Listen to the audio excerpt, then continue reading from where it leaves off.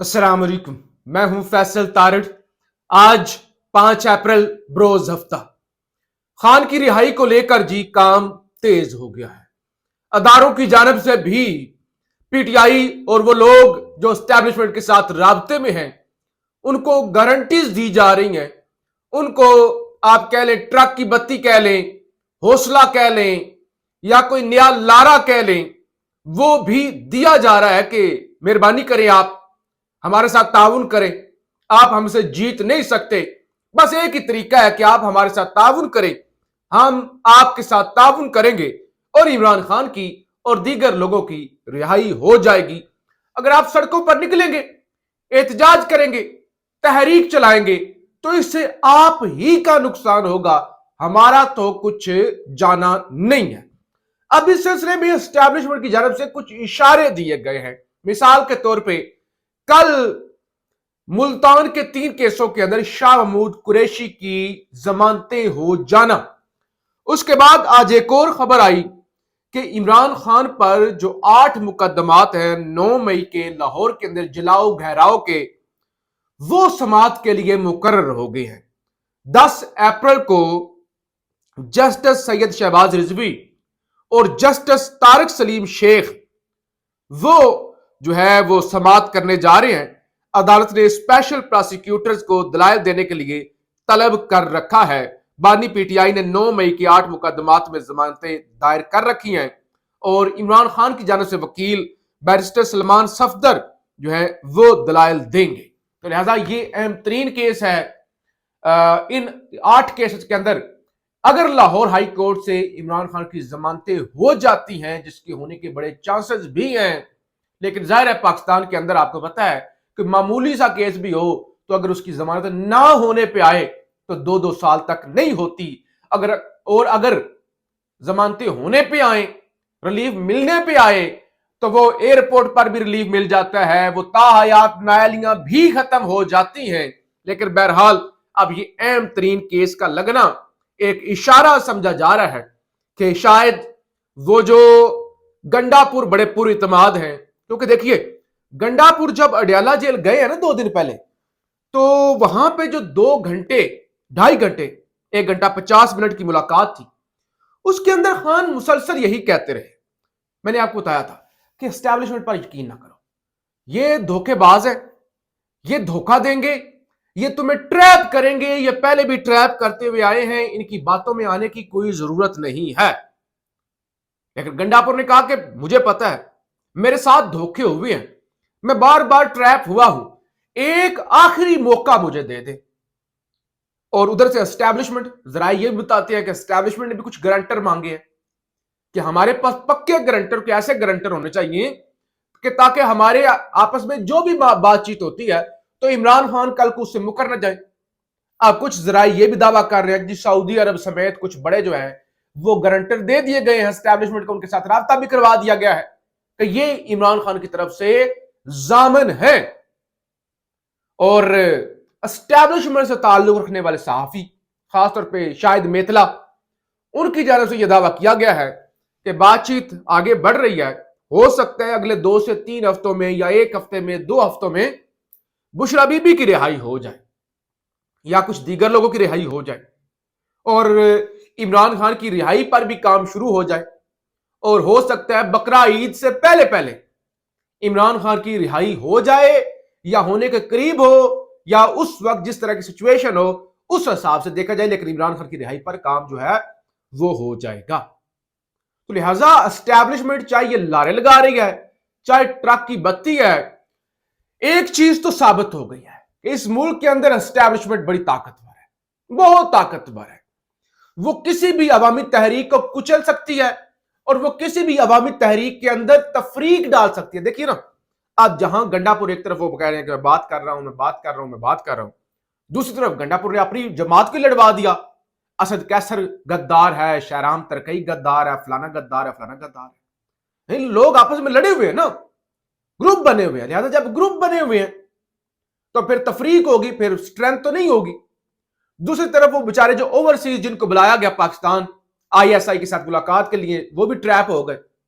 अब जो overseas chapters हैं खासतौर पे अमेरिका के अंदर, وہ ایک دوسرے کو شاک کی نگاہ سے دیکھ رہے ہیں، لہذا ان کو بھی اچھا خاصا ڈینٹ پڑا ہے۔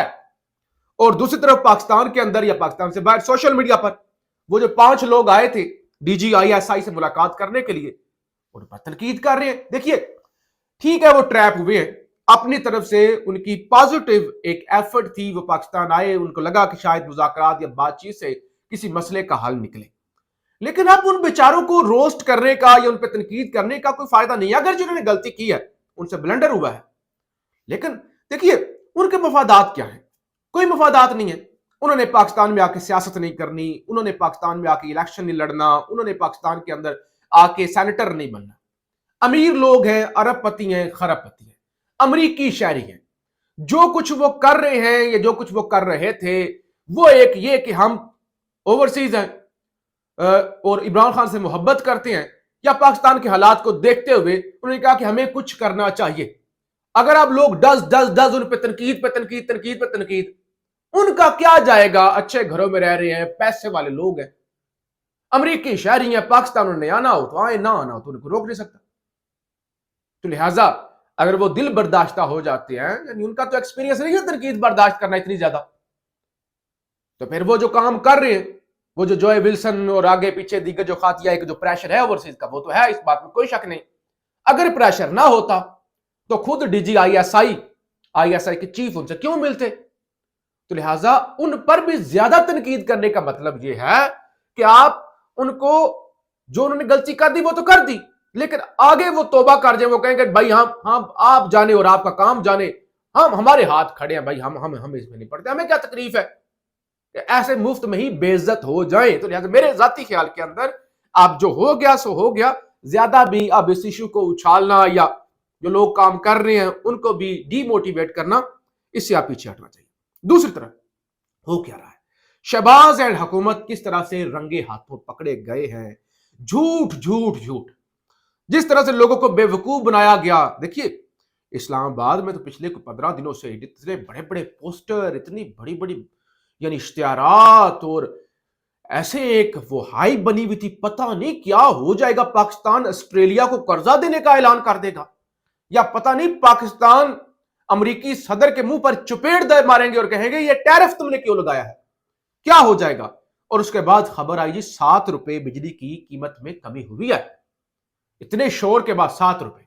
اب وہ جو 7 روپے بجلی کی قیمت میں کمی ہوئی نا، وہ بھی فراڈ تھا، وہ بھی دھوکہ تھا، یعنی وہ بھی 7 روپے والا جو چورن بیچا گیا، اور لوگ پھر بھی خوش تھے کہ چلے یار کچھ تو کیا۔ اگرچہ انہوں نے وہ 10-15 روپے یونٹ سے اٹھا کے بجلی 70 روپے تک لے کے گئے، پھر بھی 7 روپے کم تو کیا، 7 بڑھا تو نہیں دی، اگر بڑھا بھی دیتے تو ہم کیا کر سکتے تھے۔ اب وہ بھی فراڈ تھا۔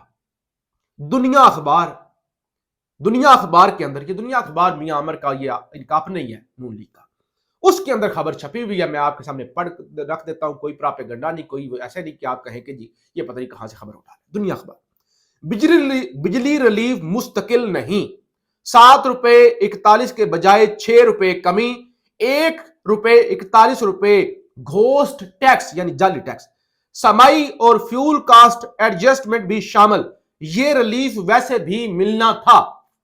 یعنی یہ وہ کہتے ہیں کہ اگر نہ بھی شہباز شریف بجلی کی کمی کرتے تو یہ ویسے بھی ریلیف ملنا تھا۔ کہتے ہیں پی ڈی ایل مد میں فی یونٹ قیمت 1 روپے 71 پیسے کم کی گئی، اور یہ صرف 3 ماہ کے لیے ہے، صرف 3 مہینے کے لیے۔ اچھا، وفاقی حکومت نے بجلی صارفین کو 7 روپے 41 پیسے فی یونٹ ریلیف دینے کا اعلان کیا، لیکن دراصل بجلی نرخوں میں 6 روپے کمی کی گئی ہے، جبکہ 1 روپے 41 پیسے گھوس ٹیکس بھی ڈال دیا گیا ہے۔ یہ وہ ٹیکس ہے کہ اگر بجلی قیمت میں کمی نہ ہوئی تو پھر صارفین نے یہ ٹیکس ادا کرنا تھا۔ اس کا مطلب یہ ہوا کہ 1 روپے 41 پیسے کا ریلیف صرف اعداد و شمار اور ہیر پھیر تک ہے، اور اس کا کوئی امپیکٹ نہیں آئے گا۔ وزارت توانائی حکام نے بتایا کہ بجلی کی فی یونٹ قیمت میں 1 روپے 71 پیسے کمی پیٹرولیم ڈیولپمنٹ لیوی کی مد میں کی گئی ہے، اور یہ کمی صرف 3 ماہ کے لیے ہے، مستقل کمی نہیں ہے۔ اچھا، بتایا گیا ہے کہ جو کمی باقی کی گئی ہے نا 4 روپے 51 پیسے، وہ بھی 3 ماہ کے لیے ہے۔ یعنی یہ ایک تو جعلی ٹیکس ڈالے ہوئے تھے، اور وہ کہا کہ اب ہم ٹیکس نہیں لیں گے، تو ویسے بھی گھوس ٹیکس تھا اس کی مد میں. اور دوسرے نمبر پہ یہ جو کمی کی گئی ہے یہ صرف 3 ماہ کے لیے ہے اور کوئی مستقل یا بڑا یہ ریلیف نہیں ہے. یہ بس ہیر پھیر ہے، فراڈ ہے، 2 نمبری ہے کہ ادھر سے اٹھا کے فگر ادھر رکھ دے اور ادھر سے ادھر کر دے. اس کا کوئی پریکٹیکل فرق نہیں پڑے گا کہ آپ کہیں کہ پہلے آپ کا بل 15,000 آتا تھا تو اب 8,000 آنا شروع ہو جائے گا، 10,000، یعنی 100-200 کا فرق پڑ سکتا ہے، کوئی میجر امپیکٹ نہیں ہوگا. تو لہٰذا اس بات میں آ کے لوگ بجلی کی قیمت میں بڑی کمی ہو گئی ہے، اب کھل کر بجلی استعمال کریں. تو لہٰذا آپ نے اس فراڈ کے اندر نہیں آنا. دنیا اخبار نے بتا دیا ہے کہ یہ سب ڈرامے بازی ہے، یہ سب ہیر پھیر ہے. اور دوسری طرف کل آپ کو بتایا تھا کہ بلاول جھوٹی تقریر کریں گے، جھوٹ بولیں گے، قوم کو گمراہ کریں گے اور ایسی تقریر کریں گے لگے گا کہ جیسے بلاول سے بڑا کوئی انقلابی بندہ پیدا ہی نہیں ہوا. اور یہ تو جیسے دیکھیں نا سندھ کے لوگوں کے ساتھ کھڑے ہوئے ہیں. اور اس کی بڑی وجہ بلاول نے اسٹیبلشمنٹ سے اجازت لی تھی کہ مجھے اجازت دے تاکہ میں سخت تقریر کروں اور میرے لوگ مطمئن ہو جائیں. یہی وجہ بلاول نے کہا کہ نالز کا فیصلہ واپس لینا ہوگا، کالا باغ بھی ہم نے روکا تھا اور اس کو بھی ہم روکیں گے. بلاول بھٹو کو وزیر اعظم شہباز شریف کی، انہوں نے کہا میں شہباز شریف کو دھمکی دیتا ہوں، وزیر اعظم شہباز شریف عوام کی آواز سنو، کنالز کا منصوبہ ختم کرو، ورنہ ہم نے تو فیصلہ کر لیا ہے کہ ہم نے عوام کے ساتھ کھڑے ہونا ہے، آپ کے ساتھ نہیں. یعنی بلاول نے دھمکی دی ہے کہ اگر آپ نے یہ منصوبہ واپس نہ لیا تو ہم حکومت سے ہٹ جائیں گے اور آپ کی حکومت گر جائے گی. سب کھوکھلے نعرے ہیں. اگر شہباز کی حکومت گرے گی تو پھر زرداری بھی صدر نہیں رہے گا، کوئی چیئرمین سینٹر نہیں رہے گا، کوئی ڈپٹی سپیکر نہیں رہے گا، کوئی سندھ کے اندر بھی حکومت نہیں رہے گی. لہٰذا اتنے آپ جوگے نہیں ہیں، آپ یہ جرت کریں گے ہی نہیں. یہ صرف اسٹیبلشمنٹ سے اجازت لی گئی تھی کہ ہمیں اجازت دے ہم 4 بڑھ کے مار لیں اور لوگوں کو مطمئن کر لیں کہ نہروں کی ہم مخالفت کرتے ہیں، ہم سندھو دیش کے شہری ہیں، ہم جو ہے وہ دریاؤں کی سرزمین، اور ہم دیکھنا کیسے ہم اٹھیں گے اور ایک پانی کی بوند پر بھی قبضہ نہیں ہونے دیں گے. سب جھوٹ سب. وہ محسن نقوی نے کہا تھا کہ یہ بلوچستان کی دہشت گردی ایک ایس ایچ او کی مار ہے. اور اس کے بعد بلاول بھٹو نے کہا کہ 4 بھائی یعنی چاروں صوبے اکٹھے ہو جائیں تو ایک مکہ مار کے دہشت گردوں کو بھگا دیں گے. یعنی محسن نقوی نے تو پھر کہا تھا کہ ایک ایس ایچ او کی مار ہے. بلاول نے کہا کہ اگر ہم سب مل جائیں، سارے صوبوں کا اتحاد ہو جائے تو ایک مکے کی مار ہے دہشت گردی. ڈرامے بازیاں ہیں، تماش بینی ہے، لوگوں کو بیوقوف بنایا جا رہا ہے. اس سے زیادہ کچھ نہیں ہے. پاکستان